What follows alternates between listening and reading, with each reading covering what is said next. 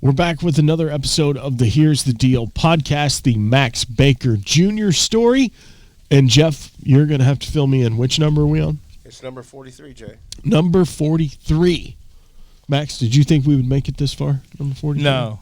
I mean, listen, I'm blessed. This is all the blessing here. So for episode 43, we have special guest Robin Alvis from Toucan Productions, but more importantly from the band IBEX, which we learned about in the early episodes of the Here's the Deal podcast. IBEX was a band that helped me get my start. You know, that was years ago. So the way Max put it, Robin, was that he booked IBEX because you would cut him a deal on your lighting rig. That sounds true. That sounds like the deal I would make. That was, and then we had Greg Snake for sound. Greg Snake for sound. We did lights. And well, actually, Robin was the one that brokered the first deal. Aren't you the one that brokered the first deal with Ralph at the Diamond? That's really where everything started. Well, it started with Tony played in a country band. Right. And Tony played in a country band there and asked if we could play there on a Friday night. Tony from Powerlord. Tony Gorley. Right. And Ralph agreed to let us play for one night. And I supplied the sound and lights on that. And it was us. It was Powerlord, us, and Legion Marcher, I believe. And that was the very first show, rock band that ever played in the Diamond. And then Diamond Ralph done so good at the bar, we started doing it every week. What year was that? Wasn't that like 80, I've got 86 or 87. Yeah, I've got the CD 87. because Rev gave it to me. That that label in Greece or whatever put out the Legion Marcher stuff that he had. Yeah, and two of the tracks on that CD were board recordings from that show from the Diamond Ballroom. Right. So I played a song from the very first rock show at the Diamond Ballroom on the local talent. Well, that's show. where that show right there, that Powerlord, IBEX, Legion Marcher show, was the show that really got the scene in Oklahoma City. Now, is that the one that's on YouTube? The Powerlord one that's on YouTube? I haven't seen it. Because Okay. what we used to do before that was we would rent out VFW halls. We rented one in Midwest City. We rented that one in Dell City. There was one over there like on Shield somewhere. When I was in a band, we would do our own private shows. We rented a lot of VFW halls because that was, I don't know how it was here, but for the ones we rented were always just outside of Tulsa in those small towns. It would be like sections. a $75 deposit, and if you cleaned up the place afterwards, they'd give you your deposit back. And so you made all of the money. That's like flip to 2023, and Ronnie Simpson Jr., they're doing shows over here on the south side at the BFW Hall, hardcore shows. Yeah. And then on Sunday, I think they're having an open jam with Brent Salisbury. Yes, he's done that for years over there. So, BFW halls are still happening. I know that during the pandemic and when we did THC shows, especially the one in Sapulpa, we used the VFW hall for parking, and people could drink, and then they'd get in the car, they'd get in a van, and we'd truck them over there to the dispensary, and they'd play out in the backyard. Because we went on to do EDM. Jeremy and I did EDM festivals at the National Guard Armories. Right. We rented about 8 of those out. Yeah. Back then, you know what venue everybody forgot about? What venue is that? Purple Palace in Midwest City. The Purple Palace. Purple Palace in Midwest City. You remember that one? Yep. Where was that? It was right on the corner of basically 29th and Air Depot. Yes. Okay. There's a theater. The guy with the sandwich shop opened it up. Yeah. And then, what was it, Star 7? Star 7 was the street up a little bit. That's the one where that Jeremy Cold had. Chamber. Yeah, Star 7. Caught on fire. And then Jeremy opened up EBM, Electro Bitch Magnet. Right. Over there on Jeremy Scott Street. Dawson? Yeah, Jeremy Dawson. These were his early clubs. These were the clubs I did with him, yes. Yeah, I mean, so EDM and this stuff. thing, Because he was kind of the godfather of the EDM scene in Oklahoma. And right before EDM, he was doing Cloud to Ground, which was a Christian EDM stuff, is what he did. Before that, he did all that EDM Robin stuff. did all this. Is that a genre? Christian EDM, is that a genre? He was like one of the largest sellers of Christian EDM type of music. Oh, wow. And then he just turned into that, and then after all these shows, he's like, hey, if I could ever pay you back. And then they turned into Shiny Toy Guns, and they had a couple of big singles out. Shiny Toy Guns was an amazing band, and they worked their butt off to get to that major label deal. They toured independently, putting out that EP, and really, really hustled to get to that. We put John Paul on that tour, remember? Yep. John Paul was on that. Yeah, Paul. With Robin and with Toucan and everything, the go-to. I mean, myself and Jeff and countless others, have been able to, not only being his friend for as long as we've been meeting each other, but without Robin introducing me to Ralph, and I never would have been able to. Can you imagine what the scene would be like today if that meeting hadn't taken place? How many shows wouldn't have happened? We probably wouldn't have had a rock scene. And so but this, like I say, every time, all four of us sitting at this table, we're only at this table for one thing. And that's for our love and passion for music. Absolutely.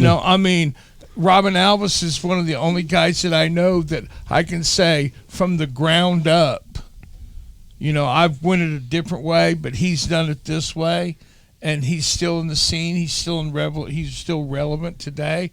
Not only is he relevant today, but he also, attends his shows, takes care of his customers, make sure the deal's right. It's like, Well, not to mention, what he's done with Toucan Lighting is amazing.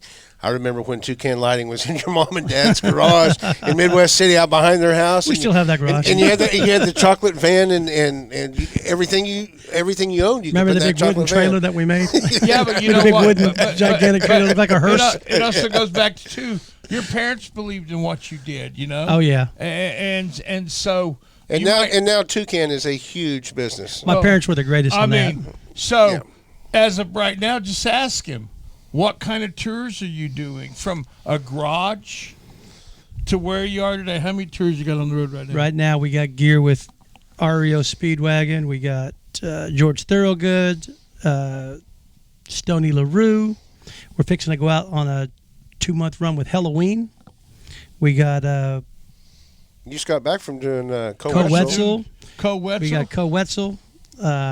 These are all bands that started baby bands, and pretty much in the Southwest. I've seen you start with bands at the very beginning on their way up when they're in vans and they're just starting to take production out on the road to the point where they're playing arenas and they're on massive tours, and they've stayed with you from beginning all the way to the big venues. Yeah, we did Shiny Toy Gun. Hinder was a big one. Yeah, when they came out with that second album, they went on we did probably 2008, I think we did. It was the Bad Boys of Rock tour with Papa Roach and Buck Cherry. Yeah. And they were just selling out every venue. That was the second album. That was a big tour. That was a great tour. I still got my leather tour jacket from that. No, you can't have it next. To see him, it'd be next to the Kenny Rogers. It would. Kenny Rogers. But to see Toucan involved to where stages are being taken out, clients. To this day, Well, Robin grew into doing stages. It was just lights, and now he does everything. Yeah, but it takes people like Max to book the shows for me to be in business. So, got to have both of them to happen. That's true. Yeah. Okay, so let's talk about the Oklahoma City music scene back then. Like we talked about this Diamond show with Powerlord and IBEX and Legion Marcher.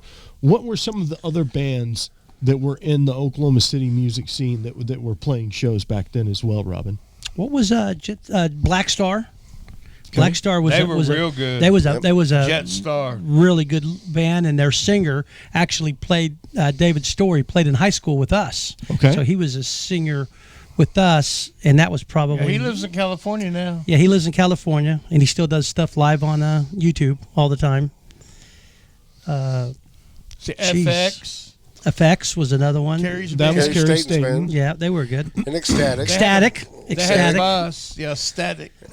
There was Legion Marcher. There was Malice Deride. What was Mike Pierce's first band? Judea. No. Before Judea, he was in not Frenzy. Frenzy was that other band that was there. It's what was his band's name? I can't. If Tim Chisholm was in it, the guitar player. Well, what about Teaser? Mike's going to get Teaser. mad. It was Teaser. It was Teaser. Yeah, you got it. It was Teaser. Okay. I've actually got a Teaser They flyer came down. I somewhere. think they played at. Remember the Jailhouse in Norman? Yes. Yeah. Remember the Jailhouse in Norman? They Yes. played down there Yes. with us down there. That was another place that was had a bunch of rock bands. That was before the Diamond. Before the Diamond took over. Yeah, that was like, see, back then what you had, the Gold Rush, Long Branch, Jailhouse. You had rock bars that you could go to Thursday nights, drown nights, pay $6 or whatever and drink till you couldn't drink no more. And then Rock Ralph till you took off. couldn't And rock then, no more. yeah, and then the Diamond took off, and it was it was good for. But in that era, years.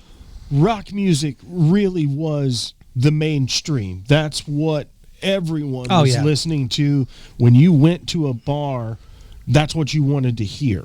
And so there was so many of those bands that filled venues that nowadays are filled with either a jukebox or a DJ, whereas the bands were the DJ back then. Yeah, but back then you had bands and you had all these holes. By working with Oliver Magnum, I found a lot of this out. But Oliver Magnum, Pantera, Rothschild, America. Rothschild America, Madam X. There was all these clubs. You would roll out, you would play. You'd get there on a Monday, get in. Usually they started on Wednesday, and you'd play 3 or 4 45-minute sets from Wednesday through Sunday, and you'd run this massive people, and that's how those bands built their records. Remember Watchtower? Huh? Watchtower? That was the Watchtower? singer for Yes. Turned Into Dangerous Toys. Yes. And now James it's Broken McMaster. Teeth. They were everywhere, and it was like they all crisscrossed. You could go in there and you'd look in and say this bar play. There was all, what was it called? Hard Rocks and Lawton? Oh, yeah. And just, and so there, that's where you, and back then it was covers. It wasn't unheard. It wasn't heard. You met. Every band played covers. You could sneak a few originals Right, in. 'Cause we did but the Diamond, it was where you showcased the 45 or an hour set like a rock show, And I mean, it wasn't like you heard it on the radio. It was like it was an underground invite. You either got a mailer, somebody gave you a flyer at the mall, or you knew somebody who was going there, and that was the place to be. Yeah, we did some Air Force circuits too. We did Altus and Tinker and Enid, and there was other bands. I think Pantera might have played at the Altus space. Like every other week, they would have bands playing there.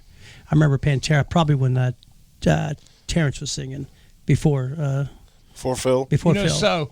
So when you started your lighting company and you started renting them out, what was you think the first year of, you started landing a show here? What was your first client that you landed for setting up gear production? You mean local? Yeah. That's a good question. I don't really know. I mean, it's just when those places come along, Alcatraz, Kinetics, Dopey's Playhouse, Rock City, all those places we were doing the lighting, right? And it was just kind of like, people owned the buildings, but there was different promoters putting shows in there. Correct. Max is doing it, and Dave was doing it. Howard came back and was doing it at Kinetics. He did, I think he did that Psychic TV show was his first show maybe there back. That was, geez, that was probably 90 maybe. Probably 90. Yeah. It was Kinetics. And then okay, well then let's go back to, I got another one. When was the first year you done a production lights at the zoo? I want to say it was probably 92, 93? 90 or 91. I think it was a Really? BB King show, actually. Really? And actually, it was we were just starting out. We had 2 giant trees on the stage. I remember and that. some 14-inch or 18-inch triangle trussing on L16 lifts, which only went up 16 feet tall, and it looked so dinky out there. But we sat out there so proud with that little system. Yeah, but I think it was a BB King show, maybe, Wow. or the saxophone player. What's his name? Sanborn? Sanborn. It was one of those shows, David and I Sanborn. want to say Bachman was probably the production manager at the time. so when did you start materializing. Well, so wait, Oklahoma. what year did Toucan actually start? Well, we always had a big lighting system when we played in all the bands. I was playing in bands in high school. Right. After that, we started Because that's how doing- you started collecting all the gear. Correct. Yeah, because we had a bunch of lights. But it wasn't Toucan at that point. No, it wasn't. It was just Toucan. Robin's lights and Toucan Robin's turned gear. in like 1990 probably, but we were doing lights since '83 probably, '82 right after I got out of high school, sometime right around there. But we'd had lights even in junior high school. I had bought my first lighting system. I think it was a guy named Tom Sawyer sold it to me. Got Tom Sawyer, and he had a little wooden box. Come on, Robin. Tom Sawyer. and he had a wooden box with colored lights in it, and you would turn the switches on and off. And that was our first lighting system You we still had. have those lights? No, if I did, I'd probably still rent them out if I had them. And then I bet you would, Robin. I bet you would. and then it just grew from there. And then every year, we picked up the Frontier City account. Right. With when Kenny was doing sound, PPA was doing sound. And we did that for several years, and that's probably right at 1990 maybe. That's back when Kenny was the biggest thing in town. He was the biggest thing, and we were going to go on the Crown Royal tour with him, and we just didn't have the gear to do it. Right. And we couldn't do it. We just didn't have the finances to do it at the time because, unlike other businesses on this, you either got to go big or go home. You either got a race car or you got nothing. You can't have Right. half of a race car and win a race. I was always looking forward to the shows where we could use Kenny, where there was, Right. when a show that was big enough to where we could bring in that better production. Kenny took me up to the Cain's Ballroom. He was the one that helped us get into Arts Festival opening night, which was probably like 1990. Oh, yeah? Yeah, he had got me into the And Arts you're Festival. still there. And I'm still there today. Yeah, I had a meeting with him yesterday about the roofs we do for him. Now we're we more sponsor stuff for him, because it's a community service we like to do. But that's a 33-year account. Yep. And Kenny got me into that, and he got me into I remember my first time at the state fair, and that was probably 93-ish maybe. So did Kenny introduce you to Larry and Jerry? He actually got me into Cain's Ballroom. Kenny took us up there to do shows when they were doing, this is when Pantera was coming out, like 1990 when they were playing in all those bands, and they needed a better lighting system, so they just brought us in, and we did Cain's Ballroom for 5 or 6 years. Did you do the cotillion with me too? I did the cotillion with them. Yeah. Yep. Yeah, we did a series of Pantera shows. Pantera, My Sister's Machine, and Crowbar, wasn't it? Yeah, but he did the Diamond. He did, me and you've been rolling. Jeez. And There's doing pretty much stuff not a venue around that you haven't been in or your rig hasn't been in. Oh no, yeah. We've When done, I started doing casinos, we've played many a parking lot and dirt field all over the state of Oklahoma. Not only venues, but venues that didn't exist, that were just a plot. We build them. yeah. We build them. Throw a 10 up there. So, But day of show, Robin's that guy when that problem arises and nobody else can fix it. You can always call Robin, and Robin's got something in that warehouse to fix it. We're gonna rent it out. yeah. I didn't say it was For free. I just said you had the equipment. So it's for me and for the things that you've done for me by allowing me by hiring my company, us being able to fight like brothers, argue, and That's what it's about. We're still arguing. I remember the two of you outside of a Ryan Steakhouse calling each other fat fucks. The irony in that stuff, outside of Orion's all-you-can-eat buffet. But I had just left the gym though. but then Yeah. In my defense, and then one So of you, did Max. which one of you? Jim's chicken. hey, that gym was all you can eat. But the fact of the matter is,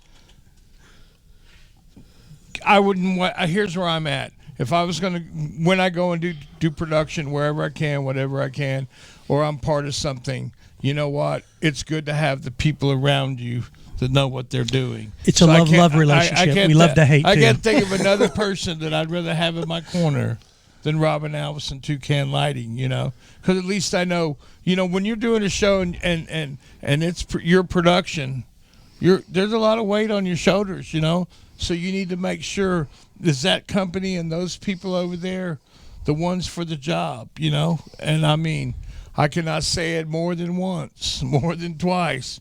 We've been in some crazy fields and some crazy situations, but here's what else I'll say: there's always a door time, and there's always a start time. And guess what? We've been doing this for a lot of years, and we always make the door time, and we always make the start time. There's some good shows, boy, back then. You know. Dirty Looks. Remember Dirty Looks playing? Yeah. What was your? I mean, he was a sound. He was a light company at Mad Max's. He didn't last long. Oh yeah. Oh yeah. Remember that? That's when I wouldn't let the police in the back door when they come in. I go, hold on, guys, you can't come in.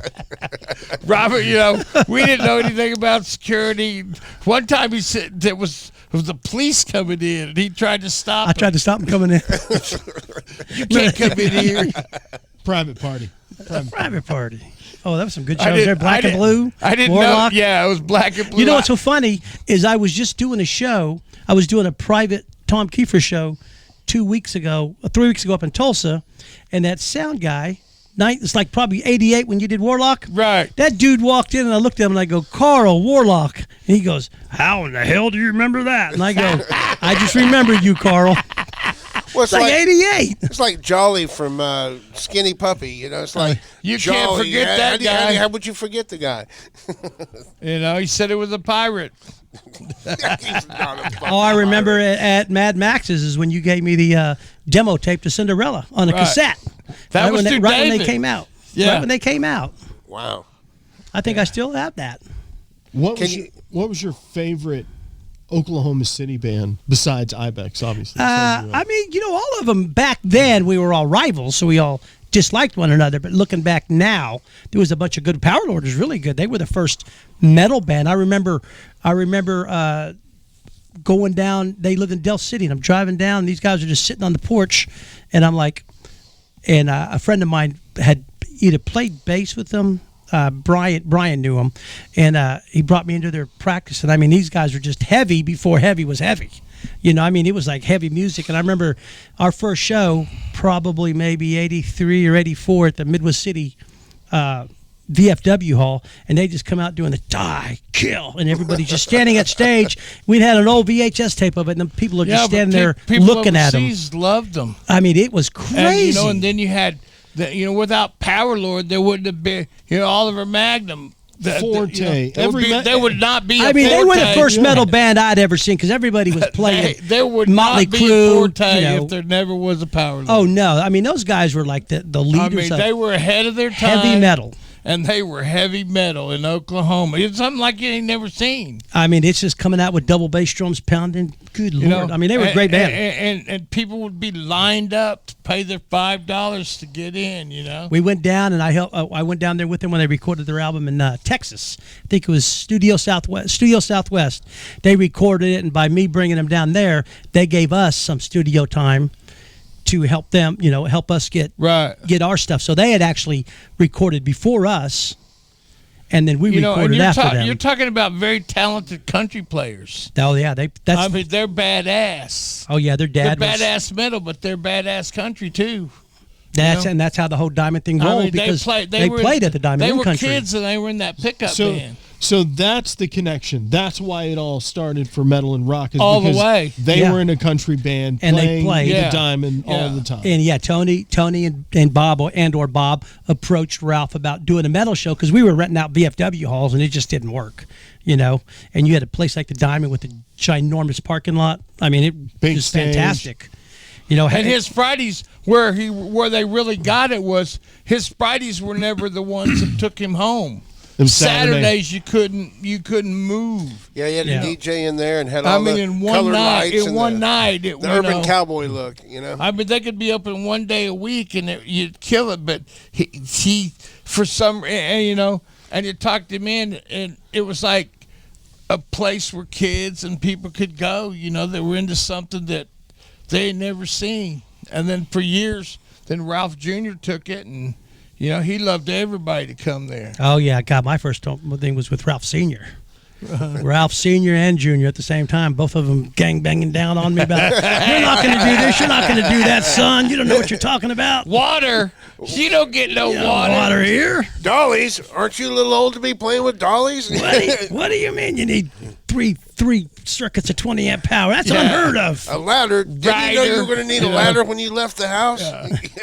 Go count your money back there in that storeroom back there. Don't touch my beer. Don't touch nothing. You don't want Don't to set touch nothing on that freezer. Yeah. You remember that Cowboys Club on 10th and MacArthur? We did Motley Crue there. Yes. Dio. Roxy. The Roxy. The Roxy, yeah. It was Cowboys originally. Right. Well, you know another one everybody forgets the about? Beaver Pond originally. You know what everybody forgets about is that one that was on 23rd Street about Classen or Western. The church. The movie theater. The movie theater type of thing. Oh, the Planet Earth? Planet Earth. That's yes. Earth. We talked about that because Guar. that's where we tried to go after Rock City. And after they closed Rock City down, we still had a couple of shows that we had to honor. And we remember we went to do Guar there, and the electricity was What was off that dude in the that building. ran it? What was that guy's name? Oh, man. He also did haircuts. What was that dude's name? I forgot that guy's name. You put me on the spot, Robin. I have no idea. Whoever the support was, You can buy a concert ticket and get a haircut. whoever the support was on that Guar show ended up playing an Oklahoma City punk rock house party. But yeah, wasn't it? Was it Mike Standress's band? no, it was a national band. Oh, it was? Yes. Wow. And just some fans of the band showed up and invited them to this party, and they showed up and they played. I think the Gore one's when they cut the power off on them and they brought a generator in. Right. Yeah. Yeah.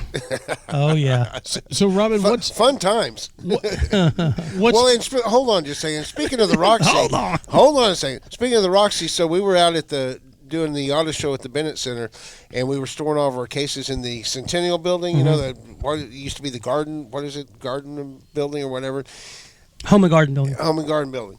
Do you remember when we had to move that show from the Roxy and did that show? Helmet in that yes. building?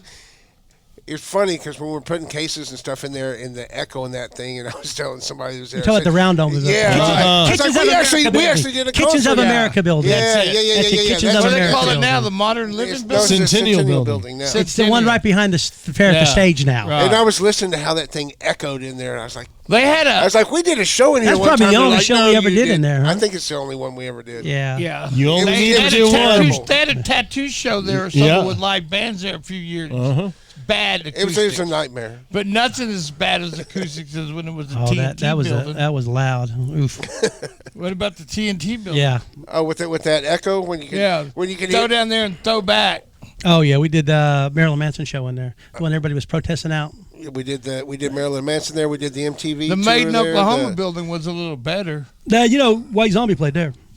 The Made in Oklahoma? The Made in Oklahoma building. Yeah. I think it was White Zombie played there. Is that when it still had that was the one that rubber had top, Blind the Melon, plastic top Alice on in it or whatever? Chains. It's the Remember one when it had the blow up? That's the one that had the blow up roof on it, That was right? where I saw. No, that was the International Building, which is now the Cox Pavilion. It's the one rotating to the more north of that. The Made in Oklahoma. It's the two buildings together. I saw hallway the that Made in attached. Oklahoma, and I saw Queen and Mata Hoople in '74. Oh wow! And then that's where in that building, Bob Seger played, and Blue Oyster Cult when they had the lasers on your feet or on your knees. I think they just took the citation down. That used to be hanging up above the building. Remember they had the citation inside the building because it was the first citation off the assembly line here. Assembly line. They just had it up. They literally just took it down. Plant. They literally just took it down a couple of years ago. I was like, what happened to the citation? I know where I'm at. There's a lot of stuff at the fair. I wonder what happened to. Space Needle. Yeah, but it's almost the fairgrounds arena its time has come. You know. Oh yeah.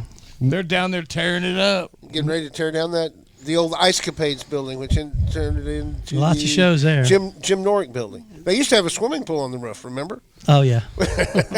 Oh no, it just gathered water and wouldn't drain. That's what it was. It wasn't an actual swimming pool.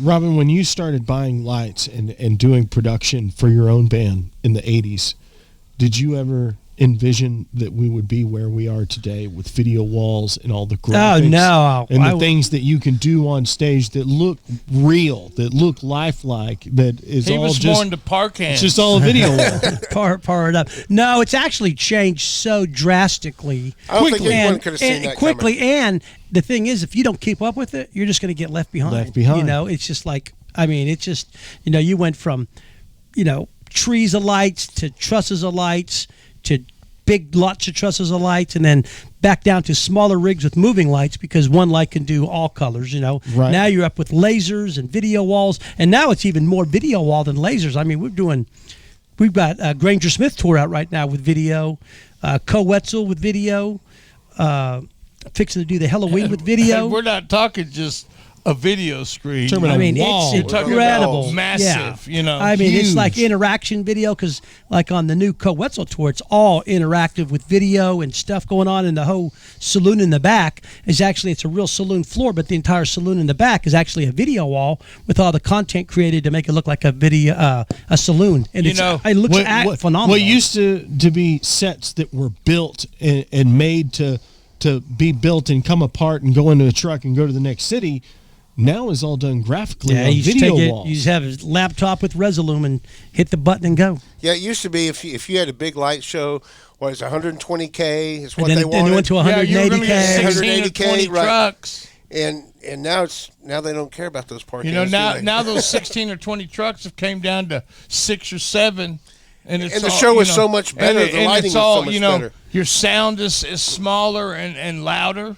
Yeah, they went from big PA, you know, big Massive PAs PA. to like massive to line arrays now, you know. Right. So everything's in a line. Remember those big old You know, soundboards? and then Used to be what used to be the moving trusses of the lights and the park hands and all that has become the video wall and movers. Yeah, it's a totally different now, and it's fun. It's better, and the people get a better experience now. You know, you get to see, but you know, you like on the Co-Wetzel show, they're showing a couple videos, and then they'll show him hunting, and there's just like interaction with it. It's really Well, it becomes really, the other part of it is with the massive production and everything, it becomes a true experience. You know, it's like as long as a touring party never forgets that experience level of what they can do, you know, because these people, you know, think about it. If you're laying down a fucking $1,000 for a ticket or whatever, you know, you wanna see something that you're never gonna forget. I mean, it's, you know, at least I am, you know, because I mean, the experience of what's all went into it to make that happen. Well, I promise you, if you've been to a show in Oklahoma, in any state that borders it, you've seen a show where Toucan's lighting rig and production was on that stage there for you to I've enjoy. probably put up 90% of them, yeah. if not more, you know. But like I said, this man and myself, we make a living sometimes putting stuff up in parking lots. Yeah. And they come, you know, it's one of these build it and they will come. Well, and now Robin has more than just lights. I mean, he's got full stages and everything. Right. Yeah, mobile stages and You know, they went on tour. He did Mayhem. yeah, we did. Yeah, we did. We do Rob Lake Magic. I went as far as Saudi Arabia with him. Wow. Yeah, we went to Saudi Arabia 2019. And how many mobile stages do you have now? 4 mobile stages. And we still have the six Thomas stick roofs because people still like those. Right. They're just so labor intensive now. Yeah, but you know, here's the thing. With those mobile stages, you know, back then you did massive labor and it took you 3 or 4 days to build the stage. Now, if it's done right, you can pinpoint it down. Your cost of labor a little bit cheaper, which hurts me, but still it doesn't matter if you're doing multiples. But the other fact of the matter is you can take that show anywhere.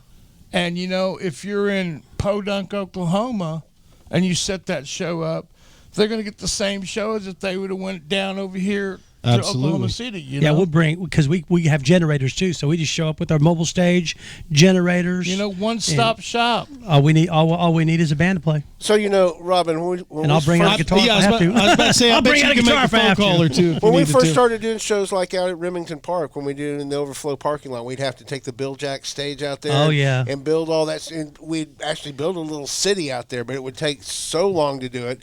And now, like last year when you did, what was the Honeymoon. Honeymoon. Yeah, I mean, you pull out there It with took the us, shoots. 3 days to set up Yeah, 3 days to set up. and a day and a half to tear down. And that was 3 mobile stages. And see, before we'd be into it for a week. For there, you'd or almost more, be 2. you know? You'd be a week coming in and a week going out. Not And quite it a was week going out. Such but a slow process, putting And the it Bill depended on Bill if you Jack wanted to stage run- if- together and leveling it it. also depended if you wanted to run 24 hours or not, too. It's a lot different now. Actually, it's a lot better. The Oklahoma Sun will beat you down. It will. What's the craziest moment you've had with Max, Robin? What's the coziest? Craziest. The coziest? I don't want to know Craziest? about the Have you had a coziest. cozy moment? I don't with know. Max? It's we've had some good ones at Mad Max's. A couple crazy ones there. Right. Here's the thing. The ones I could think of crazy, just where I was just going to lose my shit, is, like I said before, probably number 1. The time the stage tipped Skinner in 38 Miami, special. Oklahoma for Skinner and Steve Gaines' hometown.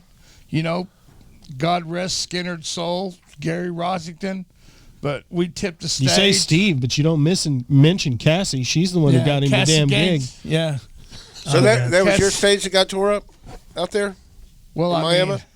it was. Was it Robin's stage? Yeah, it was Robin's. We had built it, and there was some.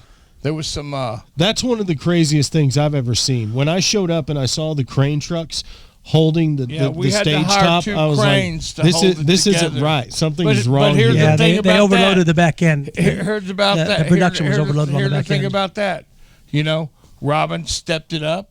He came all the way from Oklahoma City. Show went on. It was a great show too. It was awesome. I watched the whole thing. And then when it was over, the one part of the stage fell. It was just surreal if you know the whole Skinner camp and the whole Skinner story. But to have that happen in Miami, Oklahoma, the other one, he was with me at his stages when we had 75-mile-an-hour straight line wind that wasted them at Rocklahoma 2008. Oh man, it was crazy. And no one got hurt. Nope, everybody cleared away from the stage. We were smart enough to where we all worked together, that there wasn't nobody that was going. There was one girl that was going to save the show, and she was going to save her boyfriend's merchandise, and she was the only one that didn't leave. And they something fell on her and broke her arm, guarding her boyfriend's. They're probably not even together now. That's probably under a tent, right? Under a merch tent. It's under merch tent. Under the merch tent on the side bands, the side stage. Oh, the side stage, yeah. Yeah. So, Robin, wasn't that your stage that went down with the Flaming Lips in the Brady Village? That was another hurricane, but it didn't move. That one there it sure scared Wayne. The back video wall. The video wall fell. Yeah, because we wouldn't let them attach What, it. a big circle? They had a half circle, and Yeah. we wouldn't let them attach it to the roof because we told them we don't put banners up on stuff like that. Right. And then when Because the it wind came, becomes sales. Yeah, it becomes a sale. So But- it took the video wall down. It's came a long ways because There's video now, of that now he's got on these YouTube. things that turn the weather conscious, and you got to be real weather conscious. You got Oklahoma's Tornado Alley, so. You learned how to do this outdoors in the best place possible to learn from. Yeah, we go to other states. It's like a breeze. Yeah, but you've also ended up with a ton of damaged equipment too over the years. Yeah. I mean, a lot. Wind bends trust. But that's what insurance is for, right? Oh yeah. All right, Wind so bends trust. I've never heard that saying. you're also What a win! What win? What wins win? you're also kind of known for your epic guitar collection. What is your most prized guitar in your collection? Well, probably the first one my dad bought me when I just moved here from Germany. It was an electric copy of a Les Paul, like Ace Frehley, my hero. Now I have a Ace Frehley model, and I got another one off of John Humphrey, the drummer in the Nixons and Seethers, a friend of mine. He actually sold me his Ace Frehley model number 31 Les Paul Custom. Wow. And I have a really nice... And I know how big of a Kiss fan He is. and he wanted one that was signed by Ace to him that was an Epiphone model. So he sold me his higher caliber one because he wanted his name on it, I assume. And then there's a bunch of cool, when I was a kid, the cool guitars were the Flying V and the Explorer and the BC Rich Mockingbird and the BC Rich Son of a Rich. And now I've been purchasing those for my collection. I have a 78 triple pickup Les Paul Custom. So there's some pretty ones up there, a bunch of oddball ones like an L6 that Paul Stanley played on the Alive One album. I collect oddball guitars. Like Kiss used to do a Kiss ad with a Marauder guitar, and it's the one that Paul Stanley was posing in, like Hip Raider magazine. And I bought one of those just because Paul Stanley had it. Probably didn't play it, but it was one just like his. All right. Are you going to go see the last performance? I probably won't because I can't because I got in working with you actually in Durant, so I actually got to do lights for Kiss. So, when you're there doing lights for Kiss, you can't get any better than that. So watching from the audience is just going to be like secondhand. Listen, I got a Kiss story for you that has to do with Robin. It's not the pinball machine getting signed? Yes. It is? So I have a Kiss pinball machine. I've had it since 1995, since the First Choice Music. And throughout the years, I got Gina Paul to sign it at the, what was that tour, the hotel tour? Well, if you hadn't caused a riot at the Tower Theater, Slipknot would have owned it. And you wouldn't even have a Kiss pinball machine. But Robin would still have one. I had. It was divine intervention is what that was. Gina Paul signed it, and then Ace played the Diamond, and I got Ace to sign it, and then the Bomb Factory. Ace was at the Bomb Factory. Yeah, but no, that was Ace signed mine at the Diamond. Okay. But I had Peter's, and Robin had acquired a Kiss pinball machine, and I from said, John Humphrey. And I said, "Hey, dude, wow, I think I can get that signed for you." So we had Kiss and Durant, and so like you said, he come to the show. I got his pinball machine signed by those two. Then Ace was playing with Enough's Enough in Tyler, Texas. No, Ace was playing at the Bomb Factory in Dallas, literally the next week. And I had a like the following week, and I had a friend that got me to where all I had to do was pull up, go in, I signed it, cut it out. So he had 3. We still had Peter. My friend Danny Stanton, who worked with Twisted Sister, Ace, and Peter Criss, he goes around with him when Peter does those Comic-Cons or whatever. Comic-Con. And so they were doing Comic-Con in Dallas, and Peter was a guest. I called him, "Hey, dude, I got these 2 pinball machines I need to get signed." And so at first he said, just come to the venue. So I took Austin. It was me and Austin, and I took these Kiss glass, and I rolled them up there. It was a 6-hour wait to get something signed by Peter Criss on that day. And I told the security guard, "Hey, I'm here to see Danny Stanton." And the security guard goes, "Hold on, stop the line." He said, "Your family." And they took me and my son Austin and these glass inside, and they stopped the line. I had about a 15-minute conversation with Peter. I ended up getting both those glasses signed and some free merchandise from him because he said we were family. And what took me 20 years to get my pinball machine signed, 2 weeks. I got Robin signed in less than 60 days. Yeah. Remember Peter Criss played at the Roxy? Remember he did? There? He did. Yeah. He played at Rock City and the Roxy. Oh, that's right. He remember, played Rock City. Greg broke his the tour managers or no. Remember at Alcatraz that promoters. Alcatraz the face. Cole Ginn played. Remember? Yeah, and Ace Frehley played. I brought my Velvet Ace Frehley. Remember they call it the Velvet Elvis? I had Ace Frehley sign it there. And I remember the tour manager saying there's to be no alcohol around Mr. Fraley. And then he walks in and he's got sunglasses on.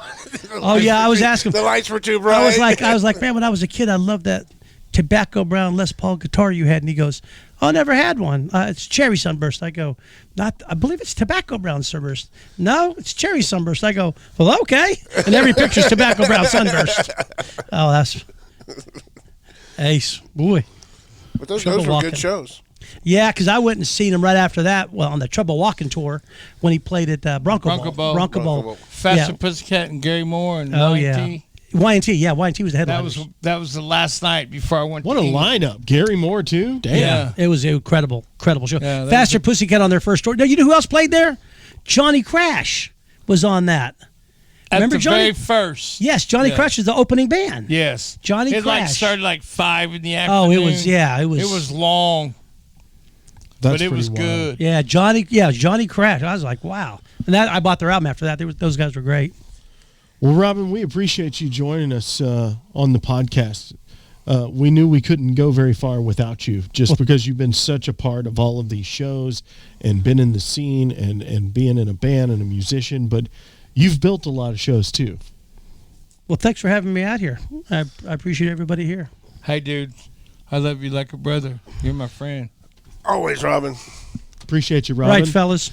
This has been. Oh, wait a minute. You didn't get Robin to say. Oh, yeah. Oh, yeah. We got to get your best Max impersonation. Oh, I can't do any Max. Oh, yeah. Everybody has to. Do it again. One more time. That's the only one I know. Here's the deal.